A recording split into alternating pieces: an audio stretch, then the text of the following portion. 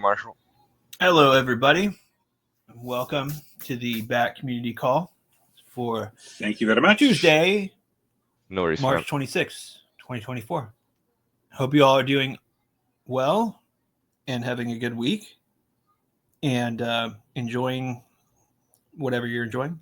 It's been really busy over here, but exciting, and we're gonna kind of cover a few different things today that are going on, and after Jenny and team do their update here, but we got a bunch of different like experimental things happening with our ad products that we can cover, and we have a few other things too with proposals and whatnot that are out there that you all have been helping us on that we're going to go over too, and and we can do some Q&A after that and talk about whatever you guys want to talk about. But I know we got people filling in here, so won't give people a minute or two before we dive too deep. But yeah, it's pretty cool. And Jimmy, I saw you that were you the one that shared the song, that AI song on there? It's pretty awesome. Check out that tweet he put out there. It's pretty rad. I think it was replying to something that Samson had posted. But anyway, let me think here. So yeah, I can give a little bit. We can start a little bit on some of the experiment stuff while we wait for folks to come in. So I think I mentioned this on the last call that we had. We were both of this MOUTAI meme client community and some folks from our community was actually we're actually like collaborating and on some memes and things, and it kind of led to some discussion around like some observation like around what is making these meme coin projects kind of excited right now, because I mean last bull run we were really benefited from being able to help grow projects with our platform, and this one, each one's a little different, right? Like, in each cycle is a little different, and so seeing what was making these folks tick was interesting, and they were getting excited over getting like 10,000 impressions on a tweet or 20,000 impressions on a tweet or whatever, and it was like, guys, like I don't remember how it actually came up, but we were talking about maybe advertising something when the drink became distributed or whatever. But I think I ended up seeing them get so excited about impressions, being like, look, like we could try something out here to drive awareness to you guys, just as an experiment, to kind of see what we could do. You have to put some tight kind of guardrails on it, because with this type of thing, Brave has a lot of different users, a lot of different types of users. And a rewards user is like more crypto friendly than others. But even there, I mean, I think, for something like this, we want to kind of zone in on folks that are most likely to move on it. So we set up a configuration with this campaign to basically really go after crypto people that were on a crypto intent journey that was more than just having kind of light interest in it. And then we tried an approach that kind of gave a low volume of impressions to each individual user. So you see like one ad from them a day with a maximum of 5 for like an 8 or 9 day campaign. And just to kind of broaden this as far as we could across that cohort. And it's pretty interesting. I shared them on some tweets, progress as we were going. And that was the other part, was that like, they were totally game to like be open about what we were seeing, and the whole process is kind of like a part of the collaboration or whatever. And we didn't know what would happen. Like, it's one of those things where like you throw the line in the water and see see what bites, and also see like what you can get back and what you can learn from it. And it was, they were getting excited, like I was saying, about like 10 to 20,000 impressions on a tweet, but then about a couple days in, we were already at over 500,000 impressions globally, and we made some additional tweaks to the campaigns and kind of distributed them a little more regionally, by global region, and then we saw it even go up faster. And I think by Saturday we had hit over 1 million impressions. I think we were at 1.4 or something like that, 1.2. And then last night I tweeted out, I think we were at 1.6. And then today when I checked, we were at over 1.8. So, it's really interesting because not a huge volume of views per person, because that's kind of the point. We're finding that like with these meme coins, there's a lot of it's just getting the attention in front of somebody and getting something that they can kind of move on. And they know where to buy it or swap for it or whatever. The bottom funnel is like, it's more of an awareness play at the top of the funnel. So anyway, the results they're pretty impressed with them so far, and want to re-up and do more. And then every time I was doing one of these tweets, I'd get another 2 or 3 projects that were interested.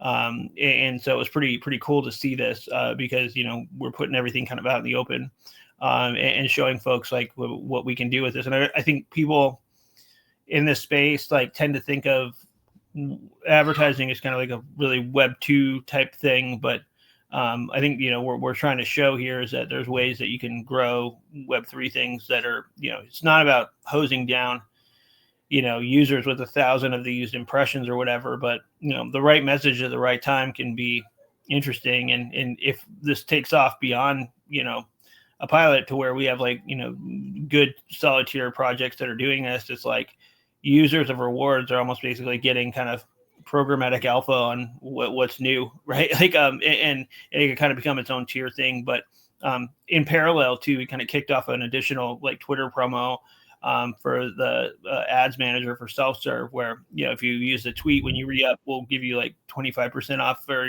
recurring buys you do with BAT for the first 3 months, and basically ideally, like if we get these projects in, they can see the value of like getting a better rate with BAT, and then flip their meme coins into BAT to get their campaigns purchased. So more on that as we go, but I kind of wanted to share a bit about that because I was tweeting pretty loudly about it and was getting much of attention. And I wanted to give some feedback too on like, yeah, we were definitely seeing demand from folks around this. And so we're tightening up kind of the package and working with the ads team on, here are some settings I think where we could make a mode for this type of thing. And then self-service so that, customers, it's straight line there, and we're, not taking the risk on of showing these things to people that don't necessarily want to see them. So anyway, hope that was interesting. I saw Baz, you had a hand up. Let's yeah. How are you doing today? Yeah, I'm sure it's the question everyone wants to know, but did you get to meet the world famous MOUTAI man and do a MOUTAI with him? I met the dude EC that is he calls himself like the chief meme officer, meme coin officer, whatever there, but super cool guy. And they were really like, first thing he's we did the intro, he's like, oh, let me get a picture, I love Brave and BAT, and yada yada yada. And like, it's one thing that's super cool is that a lot of these folks are familiar with Brave, but a lot of them remembered BAT, but then like forgot about it. And so I think there's a play here too, where let's say we take this to the next level, and you have a lot of meme coin projects that are really into what we're doing here and are using BAT, etc. Like, you could start to see like AMMs popping up with like liquidity pools with pairs around these things, which could be really interesting because BAT, as an attention token in this kind of like, meme coin space, like having liquidity into that like is pretty interesting, for BAT. In addition to just the good promo, I mean, we were talking like, I think, there were 6,000 SPL tokens or something like that introduced so far this year. I think if I saw Tolly from Solana tweet that out a little while ago, I mean, that's a lot of new tokens, right? And everybody's fighting for attention share. So I think that like the more we can both bring value and utility with BAT to these new things, and then get people excited about actually having something that's like functional, that's helping them grow, I think it's kind of a winning combo. And so we're kind of working on that with the narrative too, like with self-serve. We've been out in the market for about a month, and the initial narrative was kind of flat, like where it was like a lot of product feature talk and things like that. But, I think really if we get it down to brass tacks, like what we've been doing is really well for the market since we launched ads was like growing new products and being a place where a startup could go and like work to get their first billion users. And we saw this with a whole bunch of different types of startups, and I think you've got enough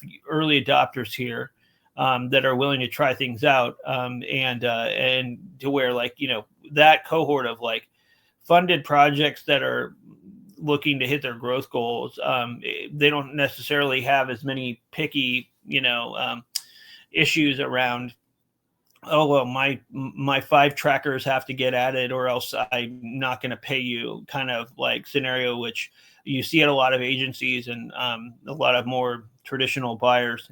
A lot of it's just, not a lot of it, almost all of it is just junk, but whatever.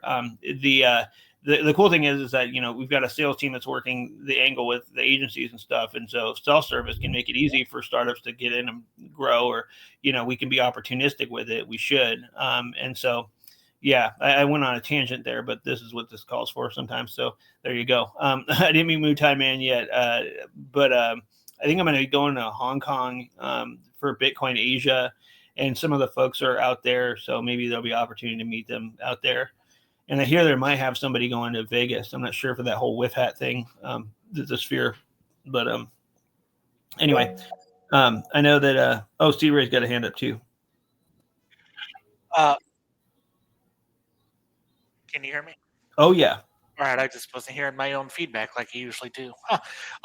In any case, well, you were talking about Solana and everything. I did want to try to tie in. Do we know if we're going to be seeing any improvements on the network lately? I know a lot of people have been saying that when they're trying to send anything, especially on Solana, that it's been doing a lot of dropped transactions, nothing going through. Yeah. Yeah. Yeah, no, there's an issue too in GitHub. I kept adding replies to that I had found too from about I found it about a week and a half ago when I was trying to do some stuff too, and it was just weird state submissions were happening where I had transactions that were stuck in this like submitting state for like days, and then other cases they were dropping, and it seemed like it was depending on what kind of transaction it was on Solana, but then also was getting reports of failure rates, things like that. I've escalated it internally, and I'm pushing hard because for me, I had to use another wallet, which isn't great. And so people are seeing it intermittently and seeing different variations of it, but we're teams working on it right now. Like I've been making all the noise about it internally to try and get it sorted out. Because like I think there's a mix of things like where people want to blame the network, but I think like the chain, right? Like there's these priority fees that are in place, and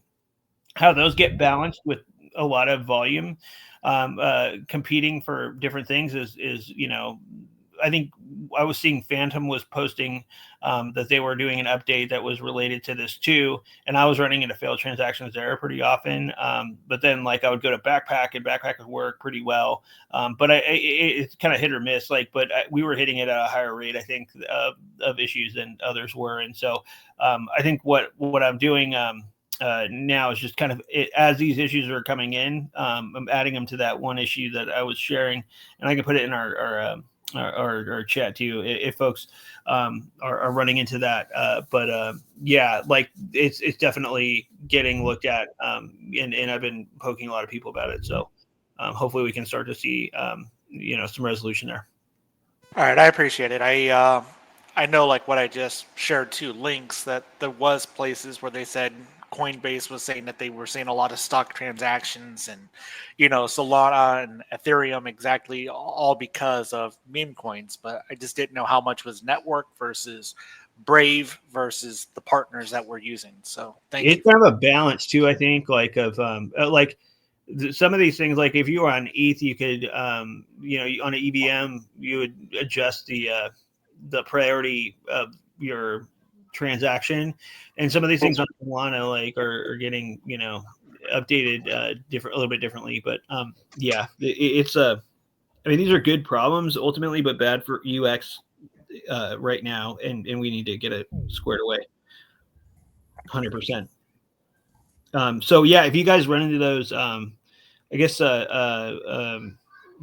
I'm in a chat with you all and you run into it, like post it there. I can add it to the issue, or I'll share the issue too.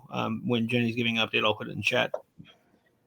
And without further ado, Jenny, you're here. How are you, Jenny? Yes, I'm here. Sorry for being a couple minutes late today. Hope everyone is good. Good afternoon, evening, whatever time it is for you all. So we have a quick one today. We'll just run through it. If you notice, the deck has a slightly different look today. We're celebrating the upcoming drop of the second issue of our community NFT magazine called Echo, which Guillermo will talk about more later. You all have heard about it over the past couple of weeks, but it's coming soon. So we wanted to theme our deck for the launch today. Baus, did you have a question before we start?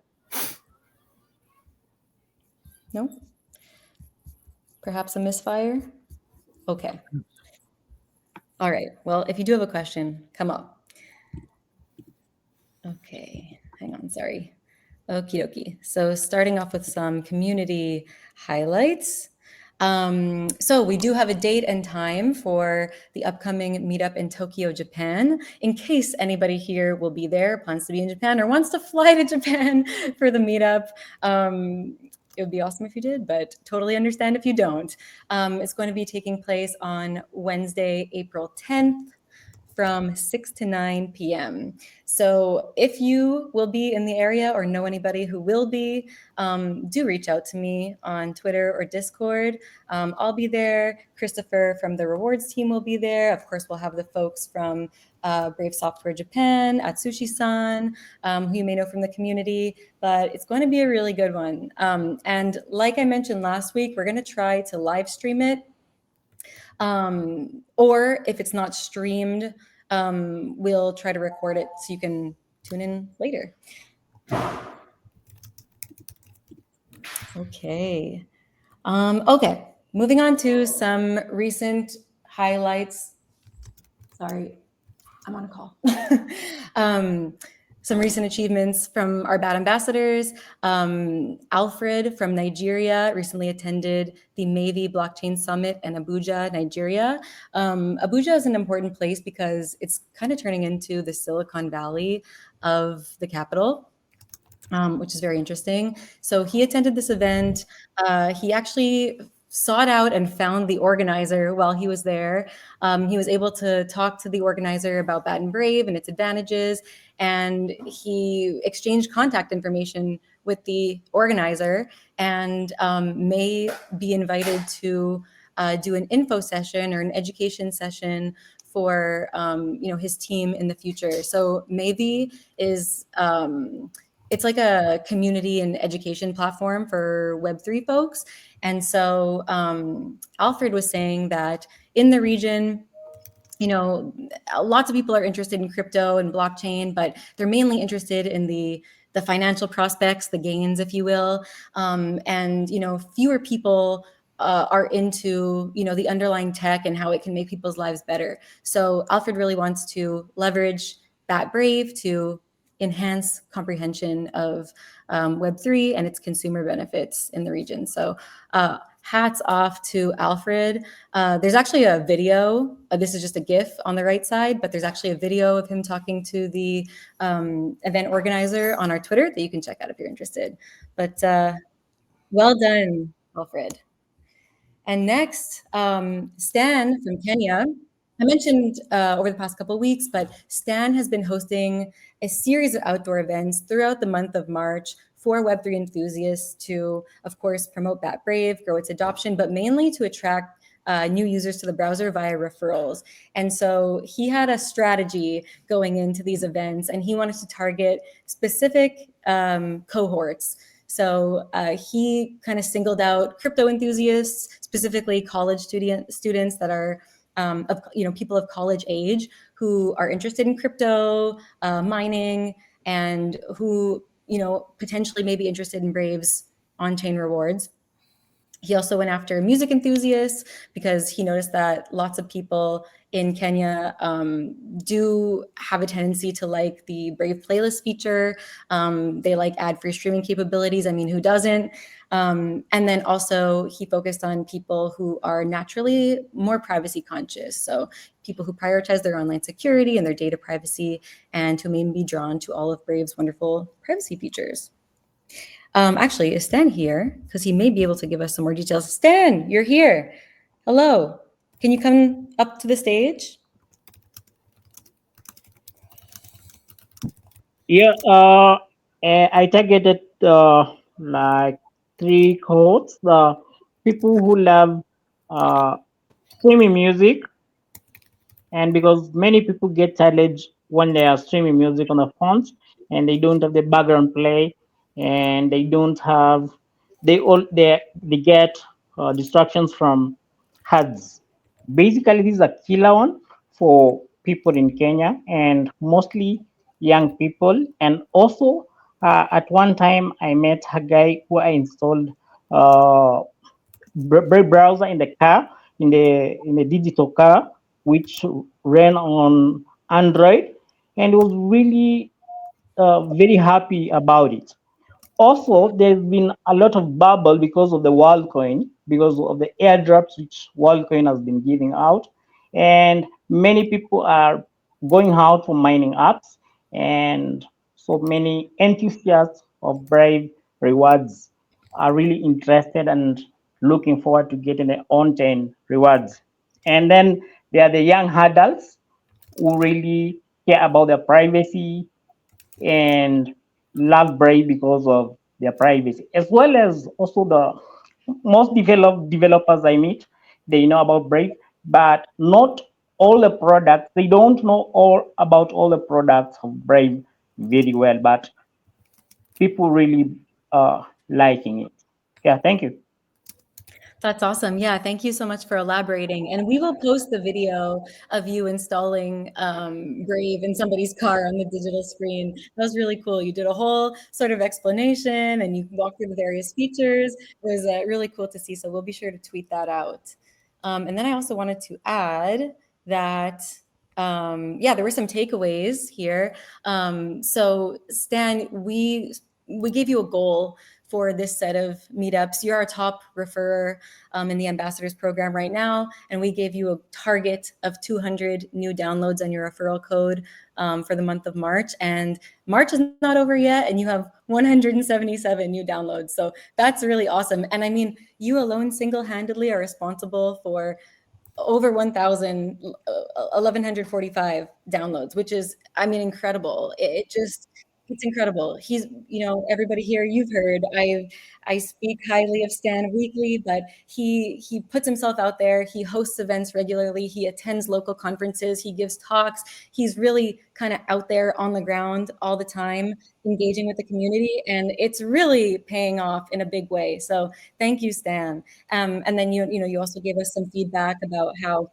we should capitalize more on local tech and crypto events, because there's tons of people there who show up for the same reason and who are open to learning about various tech and Web3. And so that's a really great place to intro Bat Brave or talk about it some more. And then also utilizing channels and platforms that have regional popularity to broaden our reach, which is something we haven't fully explored yet. But I know that there are some platforms like Kakao and Line and WhatsApp that are really popular in other regions. And so we may want to look at, expanding our online community on those and utilizing those for outreach when it comes to organizing and planning local meetups and events. So yeah, we're going to look into all of that. But thank you, Stan, for your amazing and ongoing work.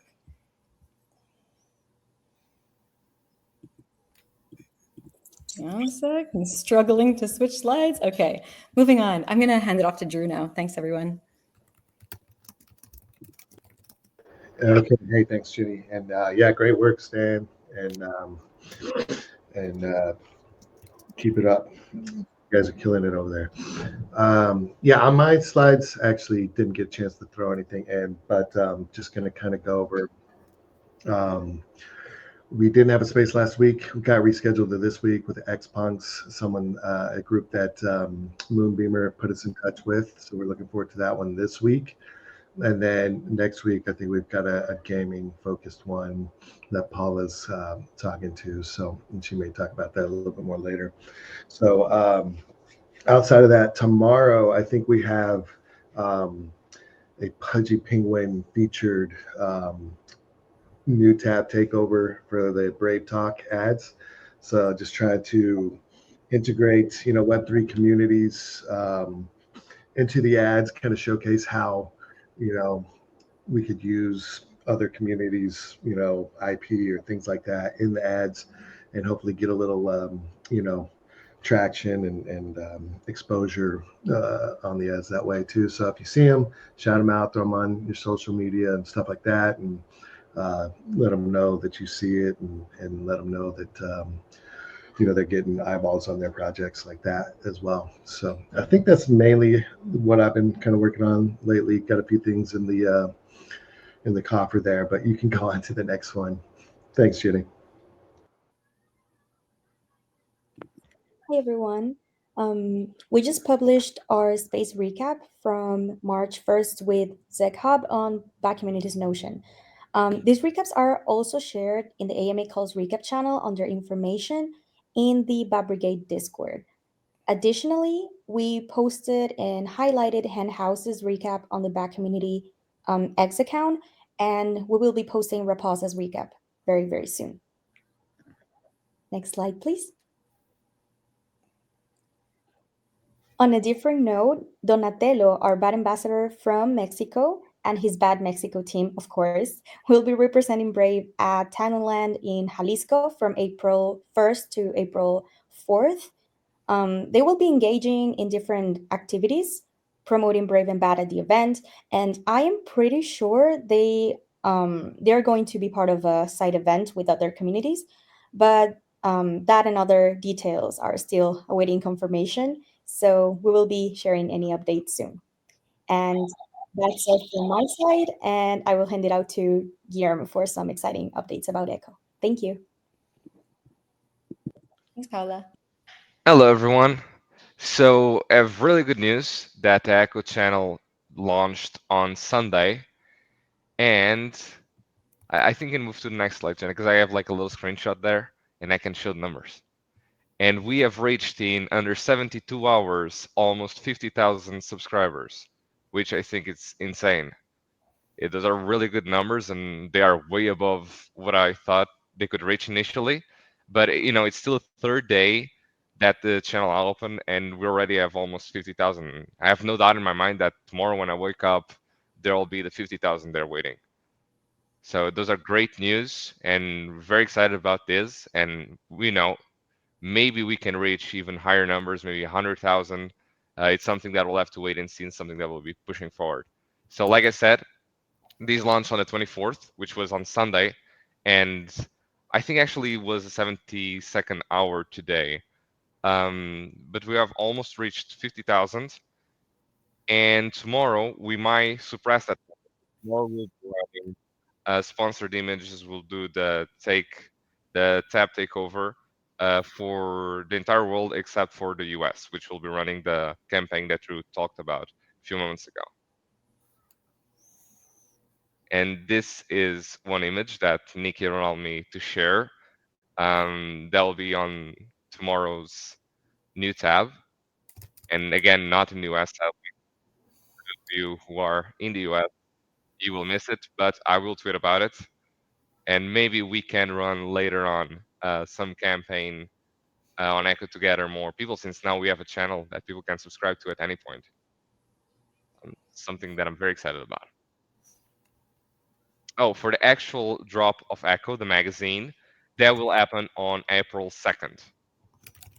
So if you are subscribed, then you will immediately be able to receive it, because we'll just drop it and you can get it from there. You don't even have to claim it. It'll just drop it in your wallet. Sadly, for these issue, there will be no traits. I will just focus on having like a really good magazine. And we have more projects in between the issues that we plan on doing that might make it up for not having traits for this issue. And I think it's important that we do a roadmap for this exact same reason, because then you can see what are these things that we might do, and some exploratory things that we might chase, and even other blockchains that we might approach. I know that Luke really doesn't like me talking about Near. Not that he doesn't like Near, but I'm putting you on a spot. And this is just to say that I use Near for a really big time, a really long time as a placeholder, because I really want to expand Echo for other blockchains, but I'm not really stiff on having it on Near, but rather, just like that, having Echo being blockchain agnostic. So any There you go. All right. wanna- For what it's worth, I like Near. I just it's there's just the distribution's just awesome here, and these numbers are fantastic. And if there's a way to do it, distribute it. I mean, this is so cool about this, right? Like, I mean, at the core, it's kind of like a PDF, right? That you're putting on chain, like, and so if they have another something like Drip House on another chain, and you want to do it there, they should. Like, I think that's awesome. I couldn't tell from the tweet if it was like wanting to migrate it over or whatever. No, absolutely not. Like, we want to keep it on Drip, and I want that. I want Drip to be like the house, like the home for Echo. Like, you can always count on Solana for Echo. Like, it will be its birthplace, and it will be where it'll forever be. But if we find other blockchains that are open and that have similar capabilities of distributing this freely and for the same price, and allowing us to do an entire magazine for an NFT, that is something that is worth exploring. Maybe even Polkadot. Yeah, for sure. I mean, making some noise about it. For sure. I mean, you think about like Base 2 or others where they've got a lot of users and are looking for things like this to put out there. Like, I think it's a good idea. Yeah, 100%. And it really shows that we want to support these across chains, and showing that we want to keep on top of things. Like, the new tax should be explored and should be taken advantage of for creating new things, or incentivizing people to create other things. And I see that we have a question on bcrypto75 asked, what's planned for earning droplets on Drip? Currently, those are not activated because we don't have a roadmap as of yet. We only have planned this issue, and we don't have any time frame for the next one. So that would mean that there would be a lot of that time in between, and we don't feel right taking donations for inactivity time. So instead, we turn those off. And I'm not saying that these might never change, but for now, this is the way we want to keep it. But if we start being more active there, and have a reason to start taking those donations and applying them elsewhere in a way that makes sense to the community, then it's something that we may consider.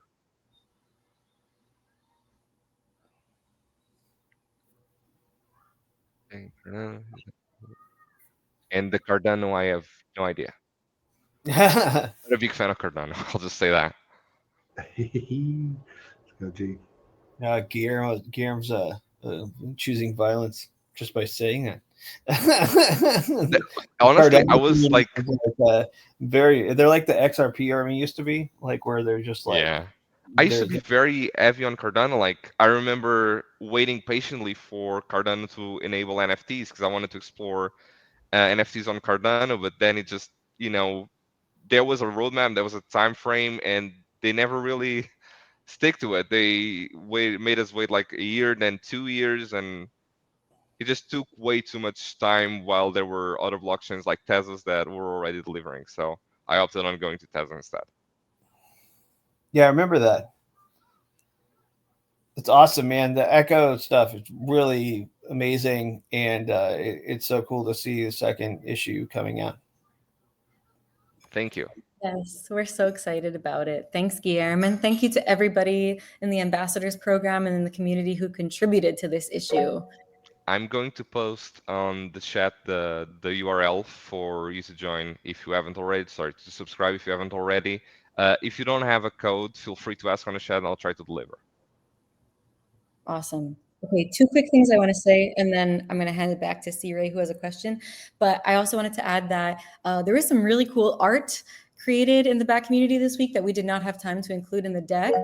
But specifically, Moonbeamer created a really awesome animation to promote an upcoming Twitter space that we have that we will, of course, share once we make the announcement. If it's not already live, somebody from my team may have already tweeted it. Also, I saw some really funny memes that I wanted to add, but just didn't have time to, but we'll share those. We'll retweet them from our community Twitter. And I think there might even be a song. Maybe Jimmy Z created a song.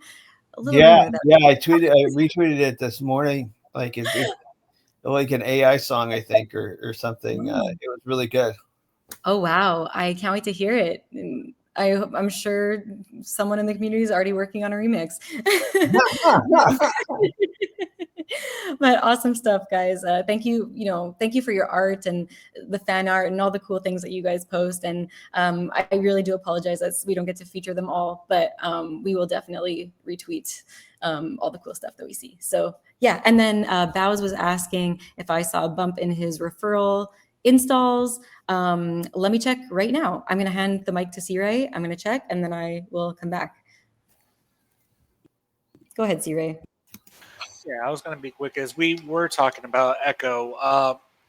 When we have like that for the NFTs, is that able to be opened directly in wallet now, or how do you access that once you have it? There are two ways. So once you receive it on a wallet, you can go through the description and there will be a URL for the PDF version, which I always recommend since it has the hyperlinks and you can click around in it and it's just a better view. If not, you can open it on Drip and then you can scroll through the magazine. Sadly, neither Brave nor Phantom has the capability of having these type of NFTs viewable. So you cannot see the entirety of the magazine on neither wallets, just on Drip or by following the URL that is on the description of the NFT. Really? What Yes. was it? I remember, was it that I could access the PDF from the on-chain before? Was that it? Possibly. Yeah. Okay. Interesting. We should dig into that. Do you know why? I assume it's because they're CNFTs, which is compressed NFTs, so their ID might be a bit different from NFTs, normal NFTs. Yeah, we should double check that because I think, we should. I messaged someone because of another bug that we had on the wallet regarding Echo, and I think they're on it. But if you want to double check, I'll message you on Slack or on Twitter. Okay, cool. All right, awesome. Yeah, no, I knew you guys always showed the PDF, and so had been curious about that. And then for anyone else that might be keying in, I had clicked on that link, and it's saying that you have to have a code or at least have a certain amount of Solana. Do you know how someone's supposed to get that code, or is it just limited that we have to have the Solana in our wallet? No, I can send you a code right now. Basically, right, awesome. like everyone that is already registered to Drip can generate codes and send to friends or whoever needs one. It's their anti-bot system. Okay. Nice. Cool, and I see Crippled Resistance has a hand up. How you doing? Good, how are you? Doing well. It's been a busy week. Are you kicking ass? Every day, a little bit more, until my feet fall off. Cool.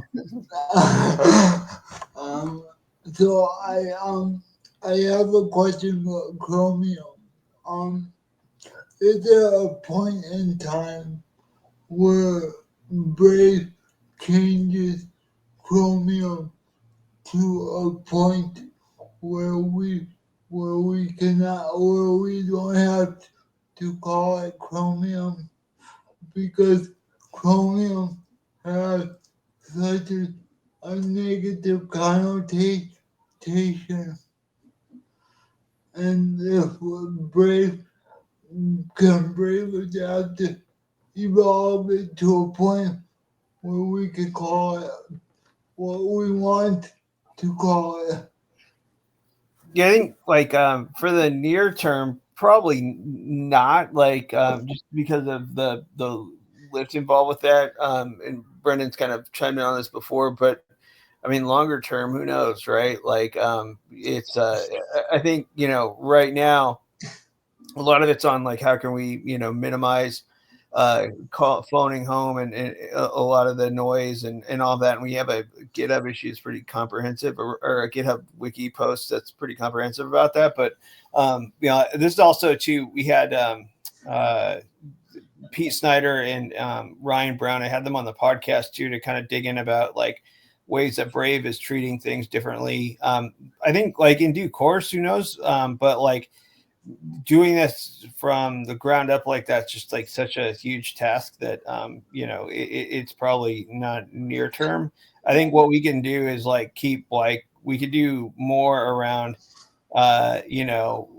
putting out there how Brave is different, right? Like I think that could work. But I mean, there's also just good things about Chromium that are why we went with it too, right? Like that are not necessarily bad. But I know what you mean, especially as like time. Well, it's kind of, sorry, I apologize. It's kind of like evolution or adaptation where I'm not saying change it. I'm just saying to a point where we could call it our own thing. Yeah. I think it's who knows long term, but I think near term probably not for a while. Like just because, but I know what you mean. Like, and I think that it's probably going to come up more and more too, because these companies are doing a great job of like showing the world why big tech sucks. But that's just my own opinion on it. Well, just because the people, a lot of people who are not in the know or who do not have that much understanding, they get confused often. That's all.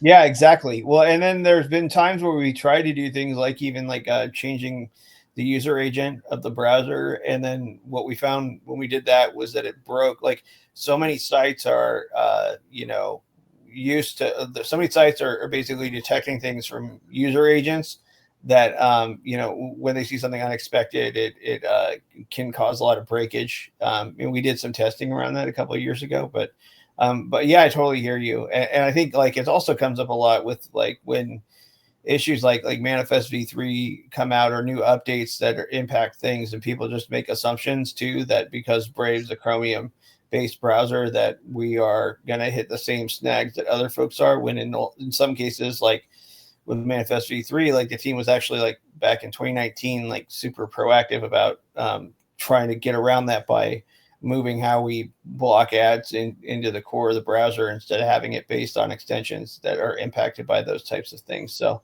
I think there's going to be a lot of noise around how Brave's different on that front, especially as these changes roll down and people start to see ad blocking impacted and stuff like that. Thank you. Marshall Rose, you got a question?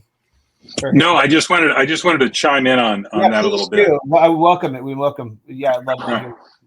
So, realistically, for the foreseeable future, we have to focus on explaining to people why, while we are based on Chromium, we are not Chromium.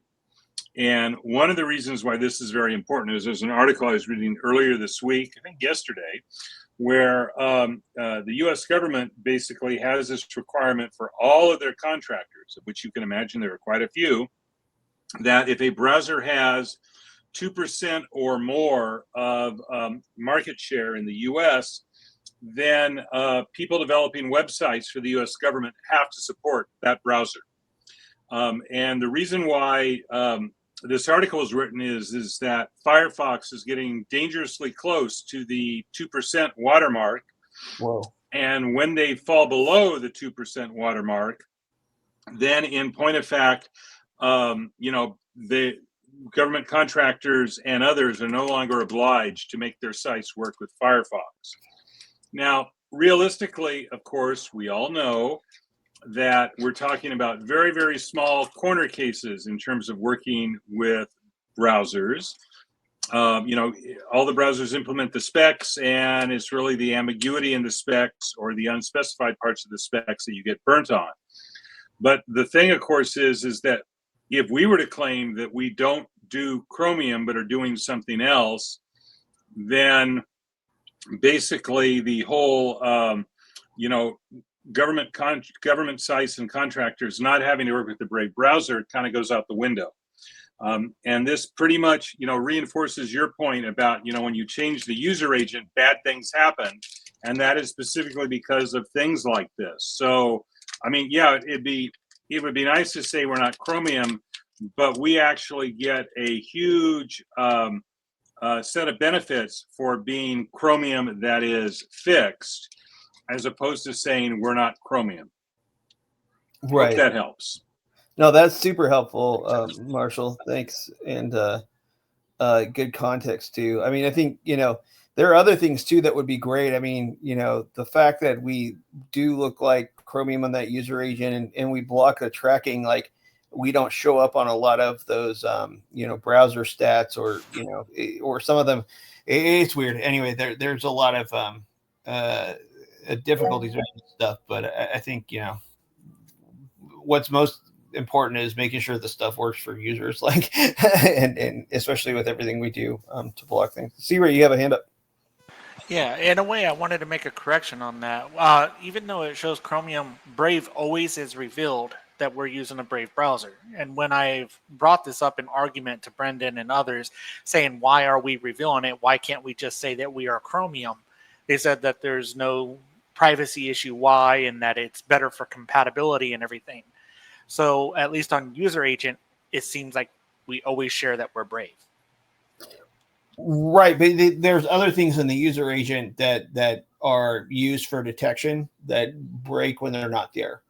So, like, if you're going to a video player, video players have different. A lot of them use user agent for detecting how to handle video playback, and so things like that break, and then users just leave the browser or other sites functionality. Like it's kind of all over the place, and the hard part of it is that there's no like cut fast rule around like how to detect things very well, like that everybody uses. It's kind of like ad tech where there's like a whole bunch of different ways to skin a cat, and you can count on people doing them all incorrectly in a little bit of a way. Like that's how implementing ad tech kind of works.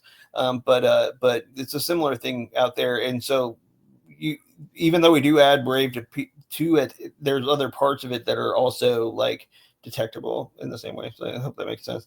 Let's see here.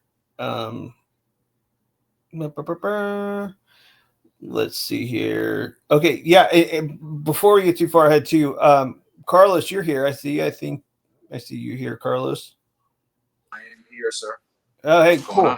Not much, man. I wanted to kind of take a minute to, so like over the weekend, a bunch of you all helped us to amplify this proposal that we have out to the Polkadot Assembly DAO.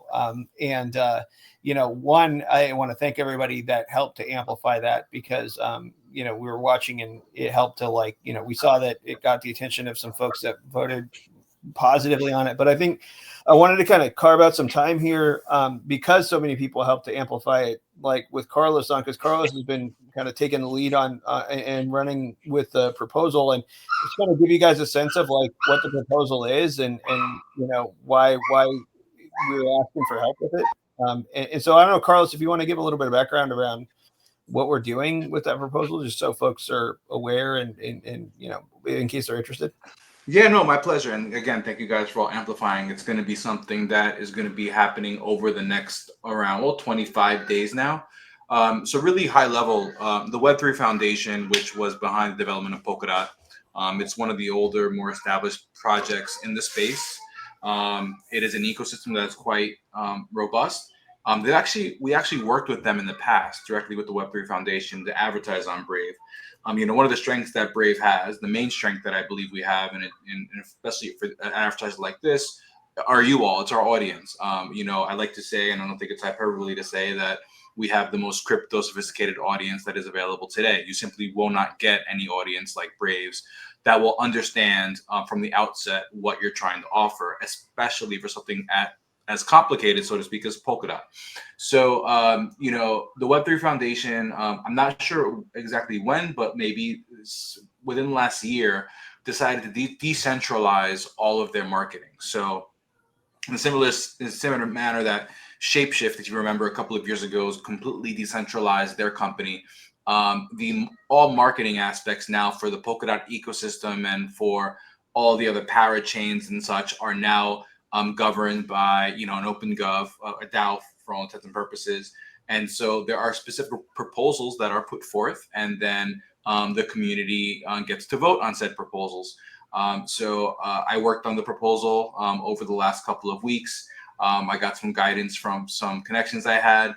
And we really laid out, a legitimate, robust proposal that really went through our main ad units and what we would deliver to them. It's for a 3-month campaign. We priced it as such, given our reach and who we're talking with. And so it also provides, a canvas for us to, justify and really engage with the community, Web3 community, and kind of just demonstrate how we're doing things, why Brave does the things we're doing, because we have to get in there publicly and defend the proposal. So I'm actually in there myself. Luke is joining up also. I'm sure you all are welcome to if you'd like to. Unfortunately, at the current time, Brave Wallet does not support Polkadot, so you have to get another wallet. I know I used Talisman to get that going. But the bottom line here is that it's a really I like it for 2 reasons. One, I think it's a great advertiser to have for Brave. 2, I really enjoy the experimental aspect of this in terms of governance and marketing and really engaging with this whole decentralized world that we're doing.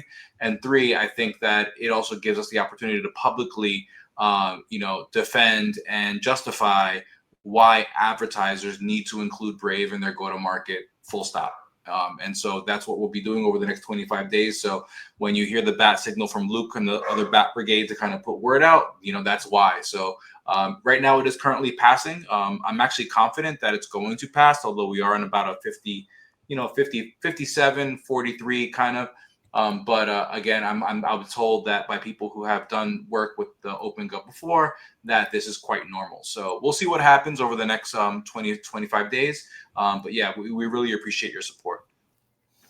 Yeah, that's great. I think like one thing too, and awesome work with it too, Carlos. Like it's not like these things are pretty a lot of spinning plates. And I think like one thing too, aside from them just marketing with us, that this proposal will help us to basically also see like how much demand there is from users on Brave for Polkadot, right? Like, which I think there's a lot of different chains and networks, and people talk about fragmentation or whatever, but I think like one of the areas where we can easily see like demand is around these types of marketing collaborations up front. And then if things take off really well, it's like, okay, cool, like we obviously see there's like a lot of demand here, let's bring the discussion to the next level or whatever.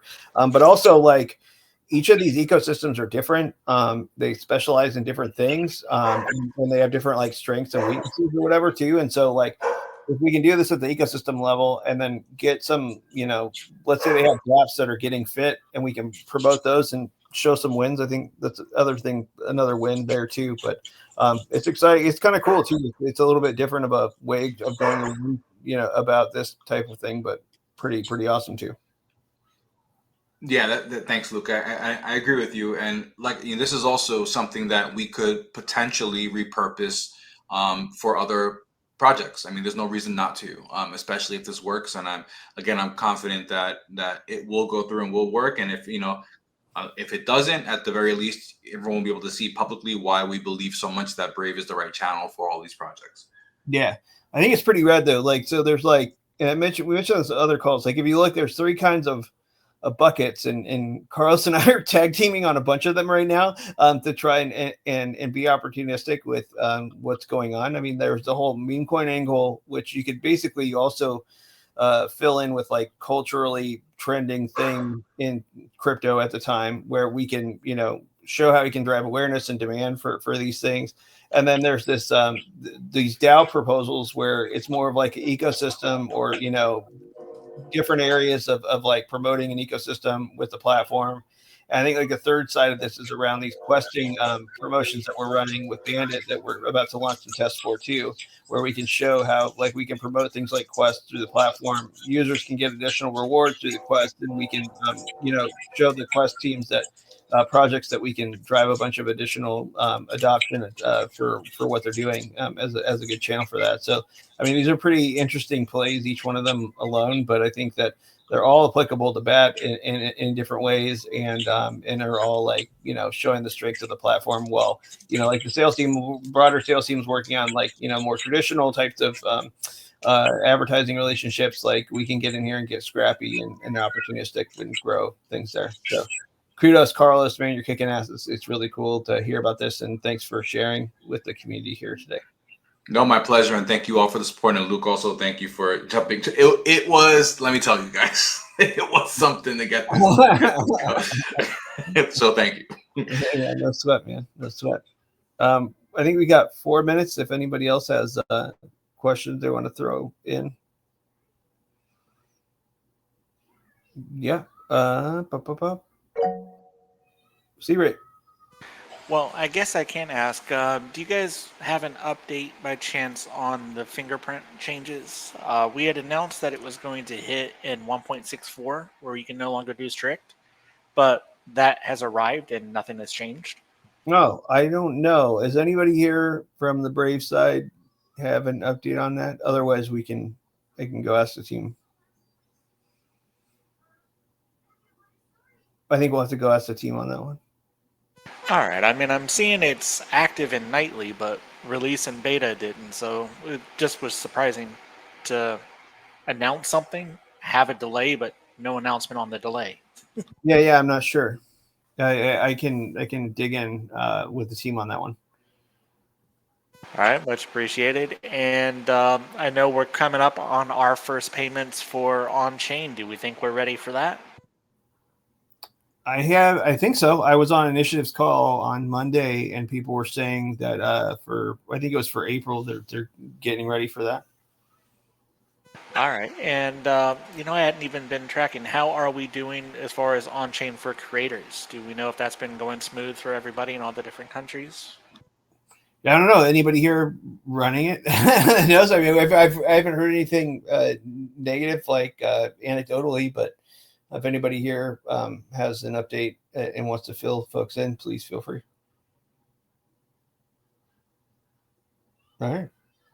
And I guess the last question I'll ask is, Jan was Search, right? I'm afraid of always saying the wrong name. Any chance of getting anyone from Search team into one of the calls here anytime soon? Yeah, I can ask Jan when they come in on that. Sure, no problem. Cool, thanks. Yeah, no problem. And then I think Desert Crypto is asking, is there an ETA for Playlist on Android? I just spoke with Anthony King on this recently, and I know they're working on. They had to do some like refactoring and some adjusting of it to work better with some of the Chromium stuff. I think they're working on getting it back into nightly. I don't have a date though. I can ask Anthony and get an update from him for next week, hopefully. And cool. We're right at time. So I want to thank everybody for joining today. Great updates. Awesome on the Echo launch. Numbers are looking good. And then and thanks Carlos too for giving the walkthrough, and thank you all for joining. We'll be back 1 week from today. Same bat time, same bat channel. Until then, see you online. Have a good one. See you, everyone. Bye. Bye.